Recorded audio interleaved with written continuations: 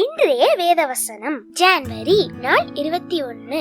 வேதத்துல எபேசியர் 6ஆம் அதிகாரம் 11வது வசனத்துல, நீங்கள் பிசாசின் தந்திரங்களோட எதிர்த்து நிற்க திராணி உள்ளவர்கள் ஆகும்படி தேவனுடைய சர்வாயுத வர்க்கத்தையும் தரித்து கொள்ளுங்கள். ஒரு குடும்பத்துல கணவர் ஆண்டவர் அறிந்த ஒரு மகனா இருக்காங்க, ஆனா மனைவி ரட்சிக்கப்படாத ஒரு பர்சனா இருக்காங்க.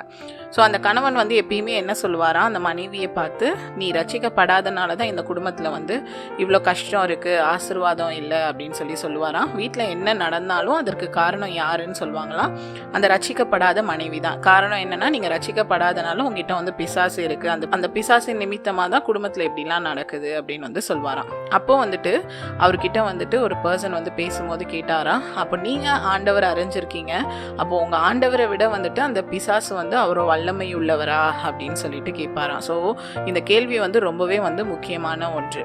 அப்போ எல்லாரை விட வல்லமை உள்ளவர் யாரு அப்படின்னு சொல்லி பார்க்கும்போது நம்மளுடைய கர்த்தராகிய இயேசு கிறிஸ்து.